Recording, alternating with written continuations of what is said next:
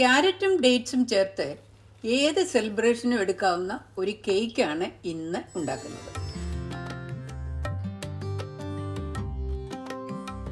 ആദ്യം പഞ്ചസാര കാരമൽ ചെയ്തെടുക്കുകയാണ്. മീഡിയം ഫ്ലെയിമിൽ സ്റ്റൗ ഓൺ ചെയ്ത് പഞ്ചസാര ഇളക്കി കൊടുത്തുകൊണ്ടിരിക്കണം. പഞ്ചസാര ചൂടാവുമ്പോൾ അത് ചെറിയ ഉരുളകളാകാനായിട്ട് തുടങ്ങും. പഞ്ചസാര കാരമലാക്കാൻ തുടങ്ങുന്ന സമയത്ത് വെള്ളം കൂടി തിളപ്പിക്കാൻ വെക്കണം. കാരണം ഇതിൽ തിളച്ച വെള്ളം ഉപയോഗിക്കുന്നുണ്ട്. ഇപ്പോൾ പഞ്ചസാര നല്ല ചൂടായി ചെറിയ ഉരുളകളാകാനായിട്ട് തുടങ്ങിയിട്ടുണ്ട്. പഞ്ചസാര ഉരുകാൻ തുടങ്ങിയിട്ടുണ്ട്. പഞ്ചസാര ഉരുകി ഒരു ബ്രൗൺ കളറായി അത് പതഞ്ഞു പൊങ്ങാൻ തുടങ്ങുമ്പോൾ സ്റ്റൗ ലോ ഫ്ലെയിമിൽ ആക്കണം. ഇപ്പോൾ കാരമൽ കളർ ആയിട്ടുണ്ട്.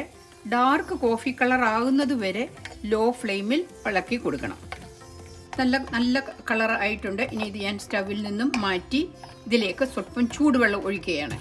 തിളച്ച വെള്ളമാണ് ഒഴിക്കുന്നത്. കുറച്ചായിട്ട് ഇളക്കി കൊടുത്തുകൊണ്ടിരിക്കുക. ചൂടുവെള്ളം ചേർക്കുമ്പോൾ ബബിളിംഗ് ശബ്ദം ഉണ്ടാകും. പക്ഷേ അതിൻ്റെ ശബ്ദം നിന്ന് കഴിഞ്ഞ് വെള്ളം ചേർക്കരുത്. ഇനി ഇത് തണുക്കാനായിട്ട് മാറ്റിവെക്കുകയാണ്. ഇനിയും ഡ്രൈ ഇൻഗ്രീഡിയൻസ് ആണ് എടുക്കുന്നത്. 2 കപ്പ് ഫ്ലവർ ആണ് വേണ്ടത്.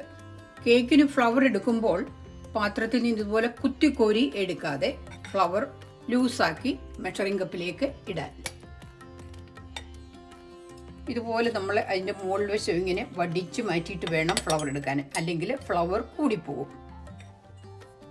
ഈ പൊടിയിലേക്ക് 1/4 ടീസ്പൂൺ ഉപ്പ്, 1/2 ടീസ്പൂൺ ബേക്കിംഗ് സോഡ, 1/2 ടീസ്പൂൺ ഏലക്കാപ്പൊടി, 1/4 ടീസ്പൂൺ ഗ്രാമ്പൂ പൊടിച്ചത്, 1/4 ടീസ്പൂൺ ജാതിക്ക പൊടിച്ചത്, ഇത്രയും ചേർത്ത് നന്നായിട്ട് മിക്സ് ചെയ്യുക.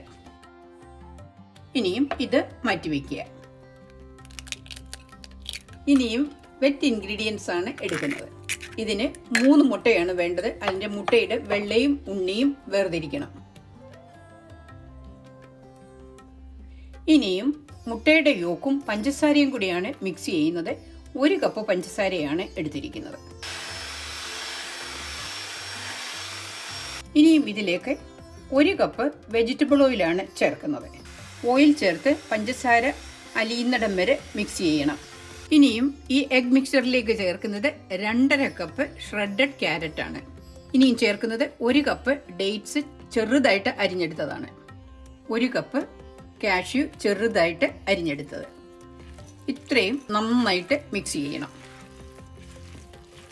ഇനിയും ഇതിലേക്ക് ചേർക്കുന്നത് നമ്മൾ നേരത്തെ മിക്സ് ചെയ്ത് വെച്ച ഡ്രൈ ഇൻഗ്രീഡിയൻ്റ് ആണ്.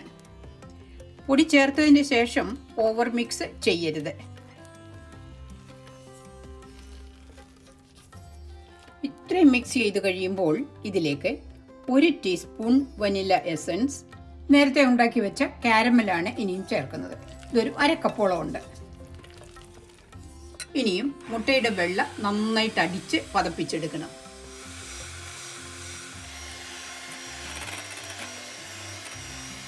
ഇതുപോലെ പീക്ക് ഫോം ചെയ്യുന്നിടം വരെ അടിച്ച് എടുക്കണം. മുട്ടയുടെ വെള്ള ചേർത്ത് ഫോൾഡ് ചെയ്ത് എടുക്കണം. പൊടി ചേർക്കുമ്പോൾ ഓവർ മിക്സ് ചെയ്യരുതെന്ന് പറയുന്നത് കാരണം നമ്മൾ ഈ മുട്ടയുടെ വെള്ളയും ചേർത്ത് ഇത് നന്നായിട്ട് ഫോൾഡ് ചെയ്ത് എടുക്കണം. കേക്ക് ബാറ്റർ ഞാൻ 2 ലോഫ് പാനിലാണ് എടുത്തിരിക്കുന്നത്. നിങ്ങൾക്ക് ഒരു 13x9 പാനിൽ വേണമെന്ന് വരികിലും ഇത് ബേക്ക് ചെയ്യാം. ഓവനിൽ വെക്കുന്നതിന് മുൻപേ ഇതുപോലെ ഒന്ന് ടാപ്പ് ചെയ്ത് അതിൻ്റെ എയർ ബബിൾസ് കളയണം. കേക്ക് നന്നായിട്ട് തണുത്തിട്ട് വേണം മുറിക്കാൻ. ഈസ്റ്ററിന് സ്പെഷ്യലായിട്ട് ഉണ്ടാക്കാൻ പറ്റിയതാണ് ഈ ഫ്ലേവർഫുൾ ക്യാരറ്റ് ഡേറ്റ് കേക്ക്.